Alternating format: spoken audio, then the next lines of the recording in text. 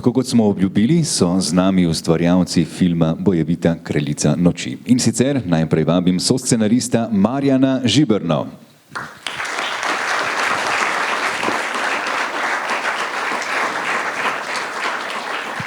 Veseli smo, da je z nami tudi eden najboljših poznavalcev kozač na svetu, biolog dr. Al Vrezec.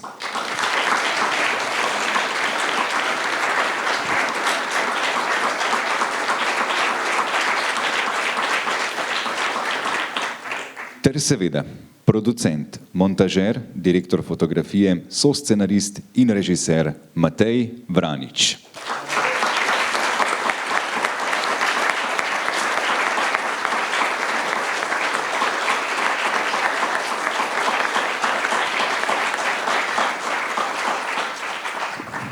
Najprej seveda iskrene čestitke za film. Verjamem, da je današnji dan z premierno projekcijo po vseh teh letih snemanja nekaj posebnega, predvsem za vas, Matej.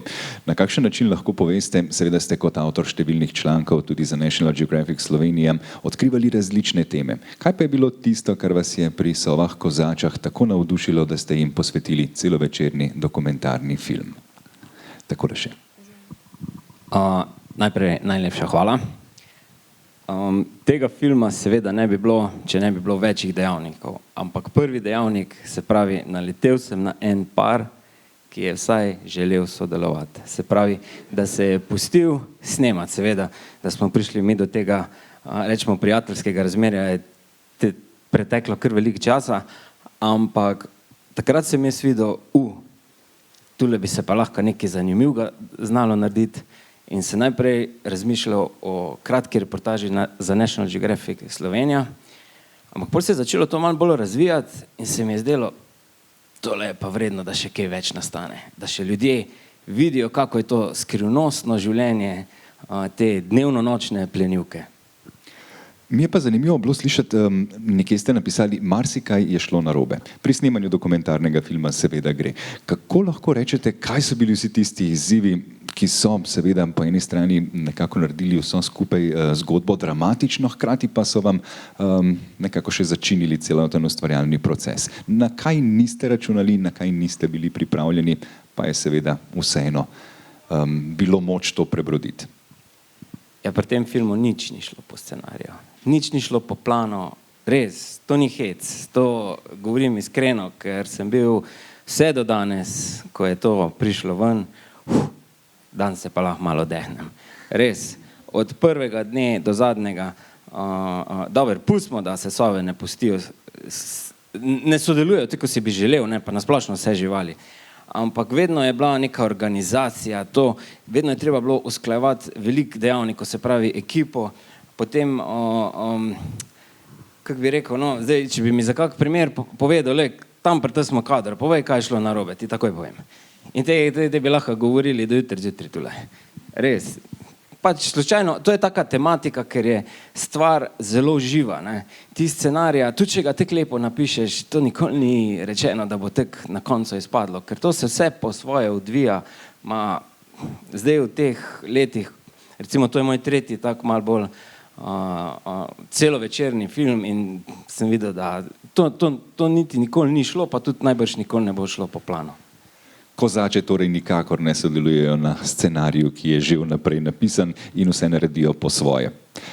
Mislim pa, da si v tem trenutku, seveda bo še kasneje priložnost, ampak verjemite mi, kaj pomeni 6 let dela, kaj pomeni en kup enih izzivov, na kateri nisi niti pripravljen. Mislim, da Matej zasluži en velik aplavz za vse opravljeno delo. Hvala, hvala.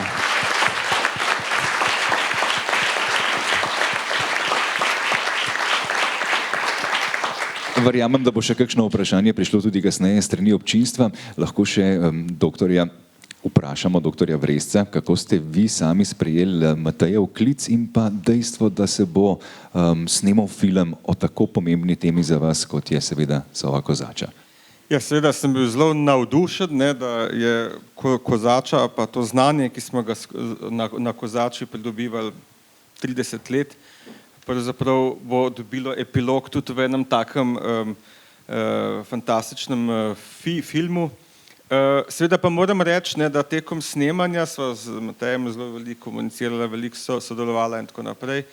In moram reči, da sem se tudi jaz kaj naučil. Tako da ni bilo samo to, da bi jaz bil tam samo vir znanja, ampak sem tudi kaj počrpal, ker je Matej uspel posneti nekatere zadeve, ki jih jaz sam nisem še videl, recimo tisti prizor, ki ste ga videli, ko kozača se prehranjuje na mrhovini, to je izjemno redko, ne.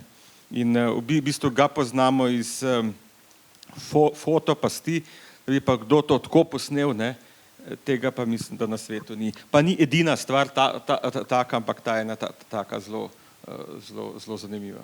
Seveda smo veseli, da lahko ponudimo izdelek iz Slovenije, ampak verjamem, da bo tudi v mednarodnem krogu v kontekstu poznavalcev, tako kot ste sami, takšen film naletel na zelo velika očesa oziroma na zelo veliko pozornosti. Ja, absolutno, ne.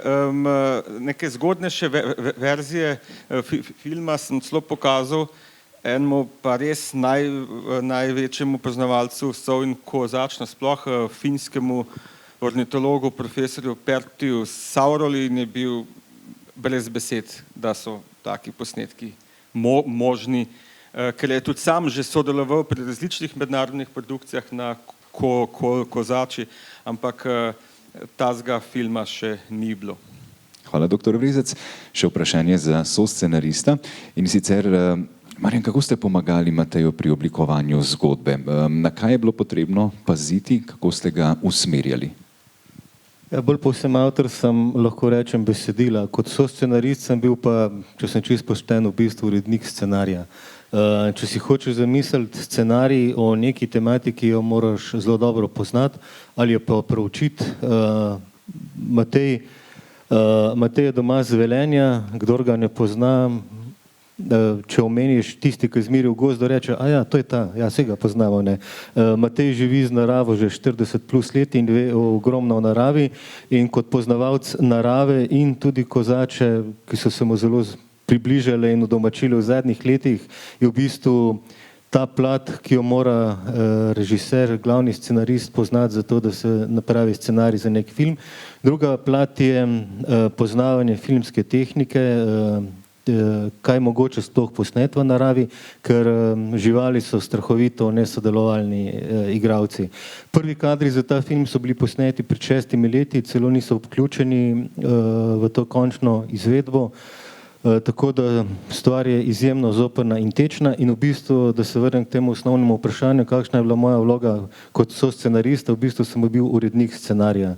Tisti, ki je Matejeve zgodbe, ki jih je napisal, ker je pač pisanje moje poklicno področje, ki jih je pregnetil in speglu v tej meri, da smo to zadevo kot nekaj prepričljivega, kar obeta, predložili Slovenskemu filmskemu centru in RTV Slovenija kot glavnima financerjema, tako da to je bila moja glavna uredniška vloga pri tem.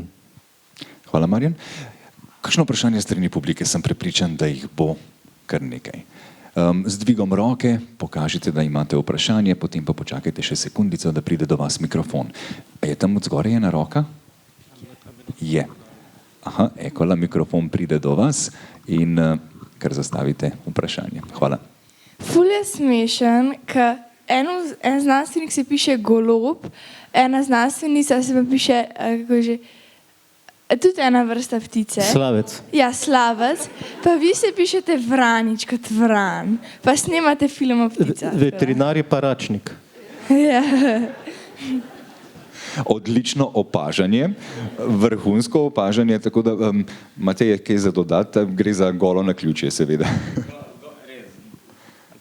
To je čisto slučajno, ne, pač. Jaz tako sploh tega nisem opazil, ampak vsak pol, ko pogleda, me dregne pa reče, lej, sam vsi ste neki ptiči. Super, hvala za vprašanje in pa res za odlično opažanje. Naslednje vprašanje. Tukaj imamo jaz kar podal mikrofon, izvolite. Čestitke najprej. Jaz imam vprašanje za Mateja, se pravi, mene pri teh stvarih vedno navdušujejo posnetki na gnezdu, jajca, majhni mladiči.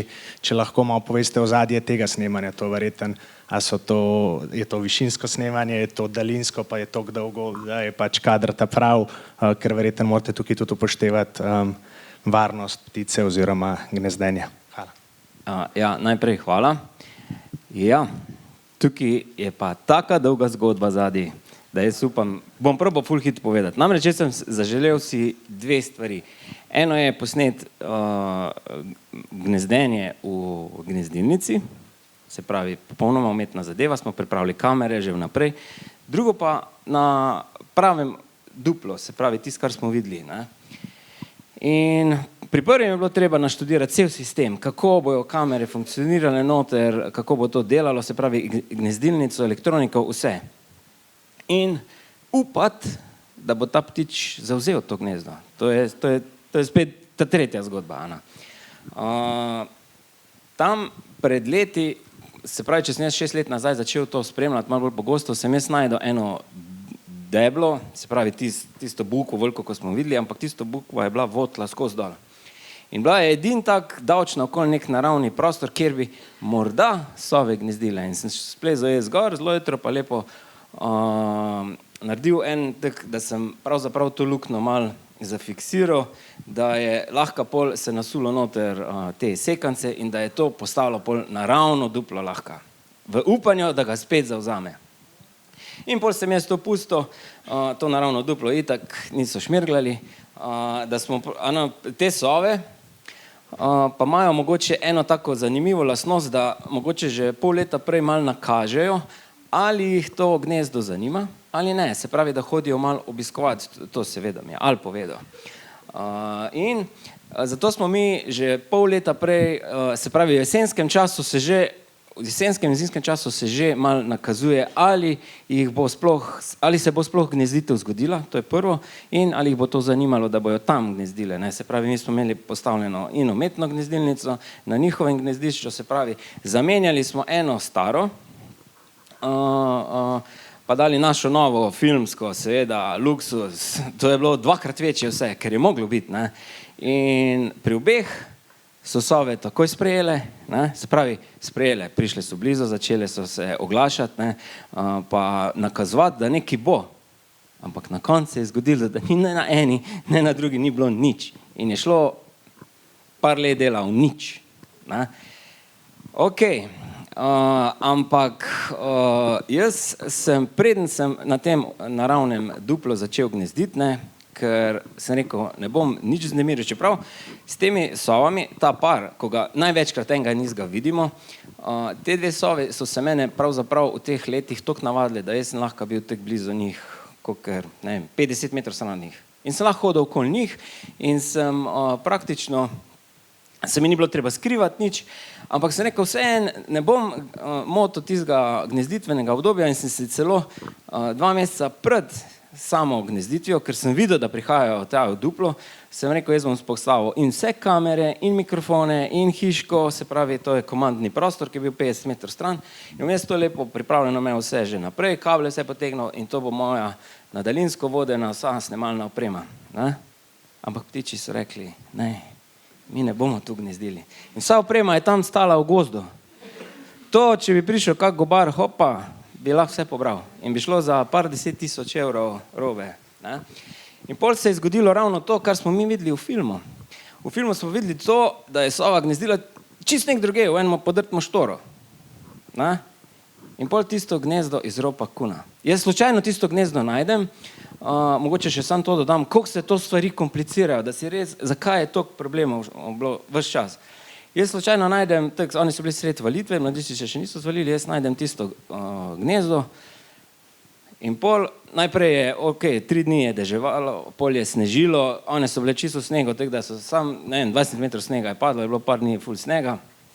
In pol, ko se to stali, jaz sem šel enkrat po gozdu in vidim tiste pike po drevesih, ko je gozdarka dela. Kaj to pomeni? Da grejo drevesa stran. In tam bi se naj sekalo zelo blizu gnezda. Grem do lastnika, ga lepo prosim, obstaja kakšna verjetnost. Ne moreš, ker imamo lobadarje noter. To je pa smrt za gozd. In zdaj smo spet dilemi. Kaj zdaj? Tam imaš gnezdo praktično ob cesti 5 metrov stran, seveda gozdni cesti, vlaki, ni boljšega mesta v Sloveniji, da bi lahko ti to posnel, ne, pa še tako dol si gledal, pa še ptiče sploh niso reagirali, ker so me poznali. Ne? in zdaj ti bojo pa tam žagali. Pa lahko pade kakšna dreva gora, pa vse uniči. Itak je to prepovedano, ampak ampak lastnik je rekel, mi bomo to naredili v dobrobit narave. Bomo pustili pa riskirali, kar bo. Super, jaz vesel, čez 3 dni pa prije kuna, pa je zdrav v gnezdo. Pa veš, da se solze ti pridejo na oči, ne. In ti si 3 leta čakal to, ker že takrat je problem, ker sove vsako leto ne gnezdijo. Recimo tretjino filma visi samo zaradi tega v zraku in si živčen, si dobesedno. Na papirjih so pa roki, tam ljudi ne zanima, mi rabimo film Teddy. In pol se slučajno ta par odloči, dajmo mu še eno priložnost in začne še enkrat gnezditi. Jaz sem bil tek 10 dni, res nisem imel, kaj naj naredim. Sem rekel, grem jaz gor, pospravim tiste stvari, nič ne bo. In ko prijem jaz gor, pogledam not, pa vidim, da ona dva gnezdita, oziroma samica not sedi. Jaz pa imel vse kamere tam preštimane, pa kučico. Aleluja, kaj je lahko boljšega? No, in pol se je to tek posnelo. Tako da te stvari sem jaz pravzaprav vse daljinsko naredil, čeprav sem pol videl, da jaz bi lahko spodaj bivakiral, pa niso trznale, zaradi tega, ker so pač bile navajeni. Tudi mladiči so bili navajeni. In Al vedno reče, ko začne Sova tisti pokat s klunom, kaj je takrat? To je najhujši zvok, ki ga lahko slišiš, ker to pomeni, da bo preslej napadla. Da pade bomba, ne? In če so mladiči prestrašeni, takoj mama reagira. Če pa mladiči niso, ne, zakaj bi se mama sekirala? Malo daljša zgodba, ampak tak je. Super, in mislim, da si vztrajnost in potrpežljivost zaslužite še en aplavz.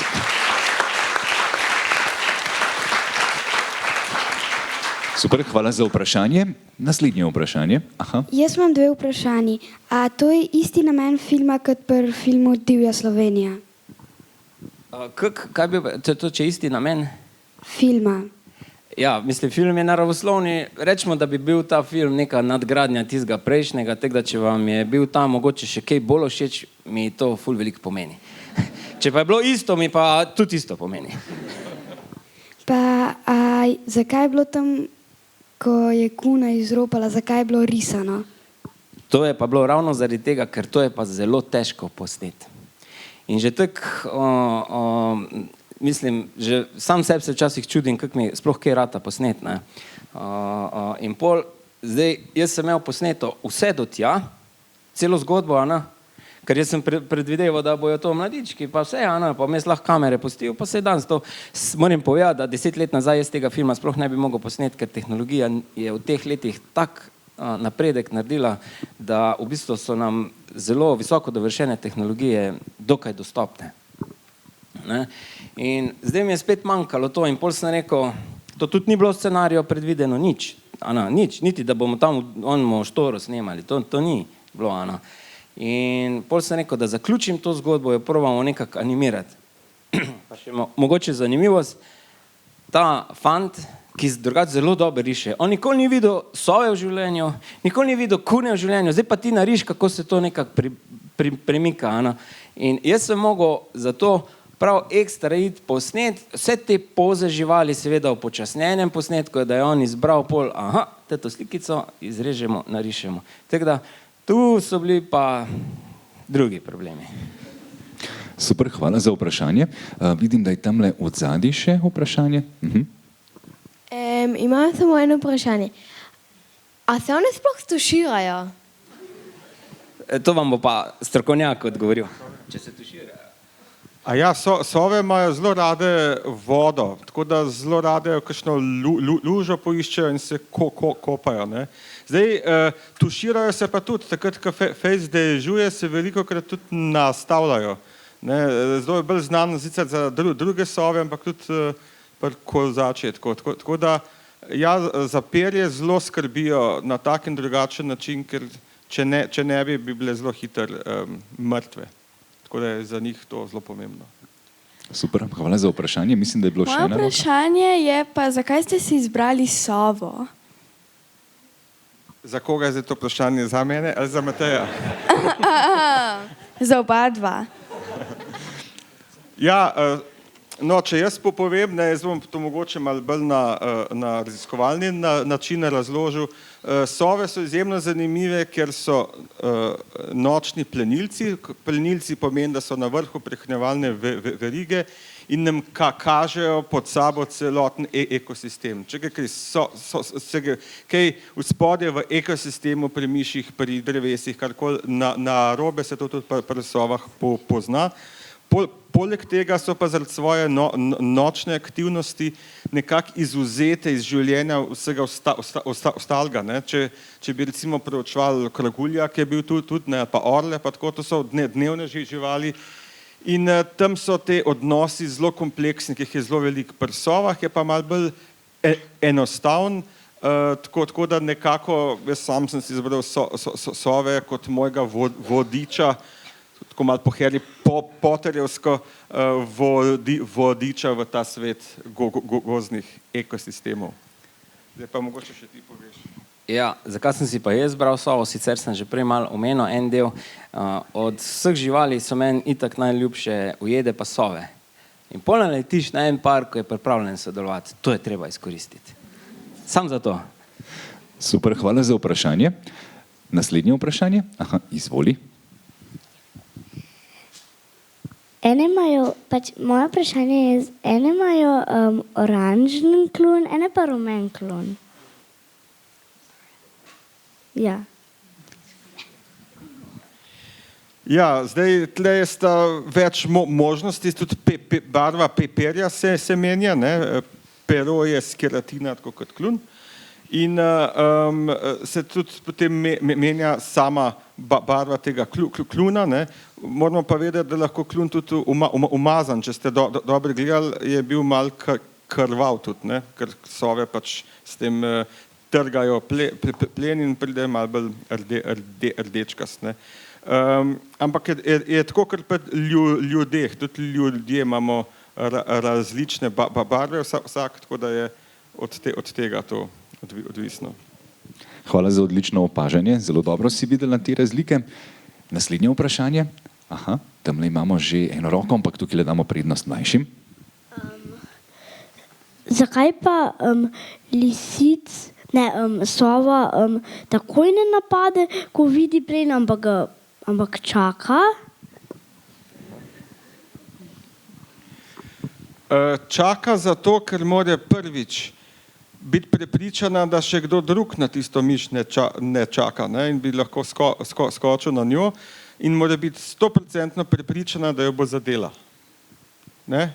Čeprav ni vedno tako, ne? Ampak na ta način špara z svojo energijo in samo takrat, ko je bolj ali manj sigurna, da bo miš ujela takrat skoč. So pa to, kar bo že omenjeno, to so plenilci, ki čakajo, ne? Ona ne išče miš, ampak čaka, da ta miš pride mimo.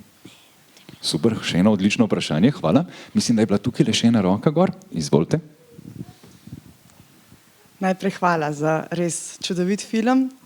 Imam dve vprašanje. Zanima me, kako so delovna imena vaših sov, pa kako težko je pisati spremno besedilo, kje nastane iztočnica, pa potem kako jo potem vi izpilite, da jo potem gospod Longika tako lepo prebere za nas.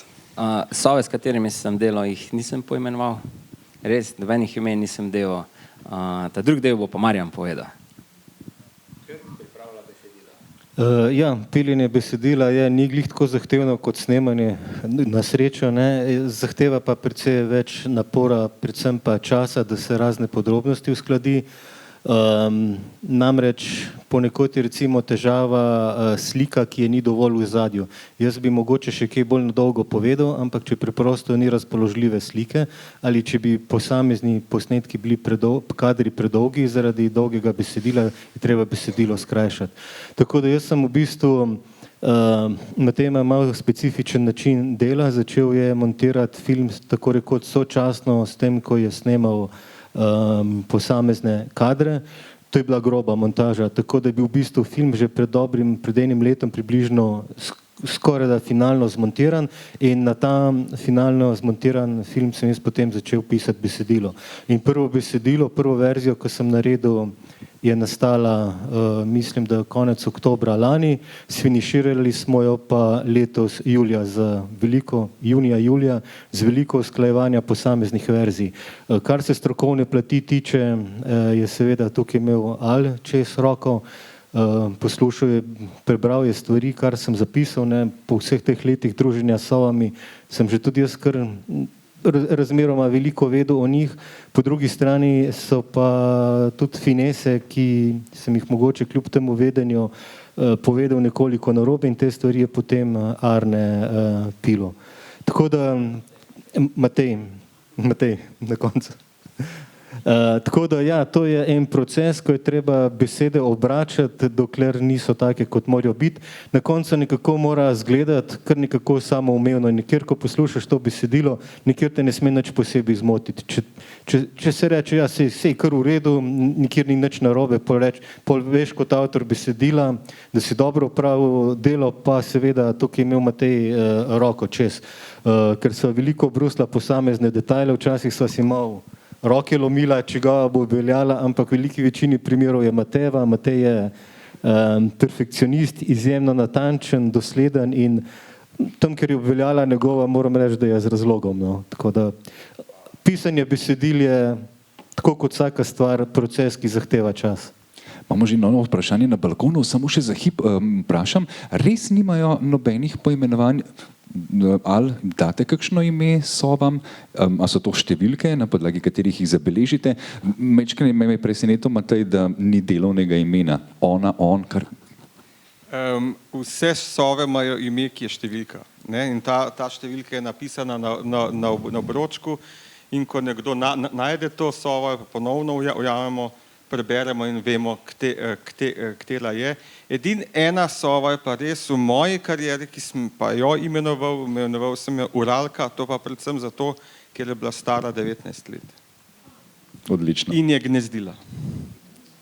Aha, pa vsi, ja točno to, dobro, da smo jo spomnili, vse sove, ki so dobile oddajnike, so imele tudi imena zaradi praktičnosti, tam pa številka ni zelo praktično ime. Ta imena so približno kakšna? Zelo različna. Ena je bila Vitranski, je bila na Jelovici, potem smo imeli pa tudi kar nekih na Krimu.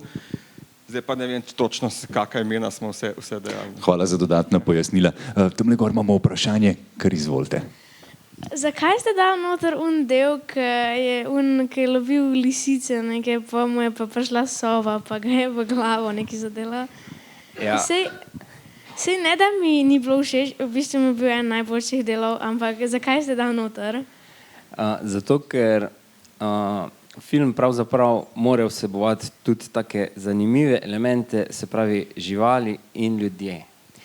In jaz že celo življenje poslušam te jagerske zgodbe, kako se je meni na preži, na puško gor usedla sova. Se pravi, lovci, kadar grejo loviti lisice, ne, res oponašajo, tako je možakar predstavo, zaradi tega, da se lisica približa. Ampak približa se isto sova. V tem primeru našem se je kozača, ampak drugače pride še tudi druge vrste sov, ker res mislijo, da je tam nekaj za pojesti. In to niso strte, zvite zgodbe, njegova je bila pa toliko zanimiva, ker njemu je pa direkt na klobuk priletela in on se je tako strašil, da je res skoraj dol padel in si rekel, ti si pa edini, ko imaš tako zanimivo zgodbo, to pa ne sme manjkati. Ja, ok. Super, hvala za vprašanje. Imamo tamle zadaj še roke, bom jaz kar skočil z mikrofonom, pa vprašal tudi tvojo roko, sem videl tamle v prvi vrsti, izvolite. Kako veste, koliko je stara sova? Ja, vsako sovo, ker spremljamo jih vsako leto, jo tudi ujamemo. Tako odrasle kot mladiče jim damo obročke in ko dobimo jo nazaj, točno vemo po številki obročka, kdaj je bila obročkana in koliko je bila stara. In še to kozače se nekje do 3. leta starosti da določati po vzorcu peres na peruti, ker prvo perje, temu pravimo juvenilno ali mladostno perje, je malo drugačno, kot je odraslo. Tako da do 3. leta se da, naprej pa imamo za to obročke, ki so specifični za vsak osebek. Kako veste, da so spolni, kot da je ženska, moški, ker v ptičjem delu ptičje sveta so moški večji ali bolj barve imajo? Ja, to ni, sove so posebnost. Pri sovah je večja samica. Samica je tista, ki brani gnezdo, tista, ki je fighter, bomo rekli. Samec pravzaprav je gospodinja, samica je pa res gazda v hiši. No, po čem jih pa ločimo? Prvič je ta velikost, drugič pa, kot ste videli na posnetku, se samec in samica drugače oglašata. Samec je pa tak bolj zamolkel, samica pa bolj hreščeča in to je zelo značilno. Super, tamle imamo še eno vprašanje v zadnji vrsti, kar izvoli. Ja, najprej čestitke za ta odličen film. Potem pa imam eno vprašanje, koliko ima mladič velik trebuh, da si lahko celo miško naenkrat zbaše? Ja, ni štos v trebuhu, štos je v goltancu, da v bistvu to pogoltne. Miš, torej plen, je nekaj zelo dragocenega za sove. In ko ga enkrat ima, je zelo nevarno, da je bo ga kdo vzel. Bodi si kakšna druga žival, bodi si v samem gnezdu drug mladič. In pa bo on lačen. In zato ima sistem tak, da ga pogoltne čim prej ga lahko. In zato se to zgodi. Ima pa zelo raztegljiv goltanc, v tem ptiči imajo še tako imenovano golšo, v katero gre in potem se to v želodcu skepi v eno tako kepo. Tako da ga na ta način sprav noter. Hvala. Tole imamo še predzadnje vprašanje, izvoli. Kako boste pol videli, kera sova je kera, kaj jo ste vsakeč dol vzeli pa pogledali? Ja, kaj ste snimali pač. Če ti iskreno povem, nisem vedel. V bistvu, dokler res, če sta bila skupaj, sem jih res ločil samo po velikosti pa po oglašanju. Kadar se pa nista oglašala, pa sta bila vsak za sebe, sem mogel pa res orang zazumirati, si približati, ker mal pa je razlike v peresih. In mal se vidi ta razlika, ampak to šele pol čez čas spoznaš, kjer je kjer. Ali pa če se en začne, recimo sploh pozno poleti, ker čez poleti začnejo malo menjavati perje, da so na jesen oziroma zimo lepo operjene in tam se vidi, kjer je prej zaštarto, pol jih malo ločiš, tad je malo drugačno perje, drugače pa jaz večkrat nisem vedel, kjer je kjer. Odlično vprašanje. Še zadnje vprašanje, če je slučajno na balkonu, ker smo vas pregledali, kar izvolite? Če ne, imamo pa tudi tukaj le kandidate. Seveda, čestitke za film. Zanima me, a so bile tiste skupinske sove, ki so spale iz Domžal? Najlepša hvala. Ne, tiste sove so bile iz Ormoža. Škoda. In to, tisto leto, ko sem jih šel snemati, jih je bilo najmanj. Prej jih je bilo tam 20, 25, ampak takrat, ko sem jih šel snemati, jih je bilo, meni se zdi, da 10. In slučajno je izgledalo tako, ker sem šel dvakrat da enkrat so bile na eno dreveso, mislim, da je zmrzna. Drugič so bile pa na drugem drevesu, zato je bil občutek, koliko jih je veliko v mestu. Ampak drugače so bile, samo takrat, ko sem pa šel snemati, pa jih ni bilo v takem številu. Pa še eno podvprašanje imam. Za koliko časa se samice umaknejo, da si odpočijajo od težkega materinstva in ali se lahko to prenese tudi na človeško sorto? Ja, zdaj ne vem, kaj bi rekel, da ne bom. No, samice se umaknejo navadno za kakšen mesec, dva. Ne? Oziroma, ko se samica umakne z mladiči, nima več kontakta nikoli. Torej, celo poletje se samica zapusti mladiče, ko te začnejo že dobro leteti, da lahko pobegnejo, da jih ni treba več čuvati. Ne? In potem samica gre in jih zanje skrbi samo samc, nekje do konca poletja, začetek septembra recimo, po jih pa tudi samc spusti in na žene in takrat mladiči začnejo po svoje in takrat se dobita. Kaj točno samica v tem času počne, v bistvu še točno ne vemo.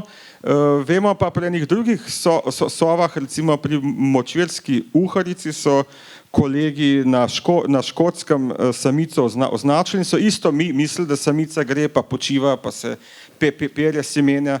No, ta samica je takrat, ko je odgnezdila, prepustila gnezdo samcu, sama pa je odletela na Norveško in je tam gnezdila še enkrat. Z drugim samcem seveda. Ja, to je odgovor na drugi del vprašanja, da veste, kaj delajo samice. Najlepša hvala. Najlepša hvala za odlična vprašanja in pa še enkrat čestitke vsej ekipi. Soscenaristu Marjanu Žiberni, biologu dr. Alvrescu in pa režiserju Mateju Vraniču. Najlepša hvala. Seveda, moram se zahvaliti jaz tudi svoji ekipi, en del tukaj sedi v prvi vrsti. Seveda tega filma ne bi bilo, če mi ne bi dali denarja za to. In to so RTV Slovenija, Slovenski filmski center in Nacionalni inštitut za biologijo. Tako da se je treba tudi njim zahvaliti, da podpirajo take filme. Hvala. In naj povemo, da bo film v Kinodvoru na sporedu ob vikendih, hkrati pa med jesenskimi počitnicami tudi vse do novembra. In v sodelovanju z Živalskim vrtom in Prirodoslovnim muzejem bomo za otroke pripravili tudi 2 počitniški delavnici, o katerih dobite več informacij na spletu. Tako da najlepša hvala in čestitke še enkrat ob premieri. Zdaj pa nam preostane še povabilo na druženje in sicer imamo druženje s prigrizki v kavarni Kinodvora, tako da vas vabimo tjale v kavarno, kjer se bomo še naprej družili in pogovarjali. Hvala še enkrat in pa prijeten dan še naprej.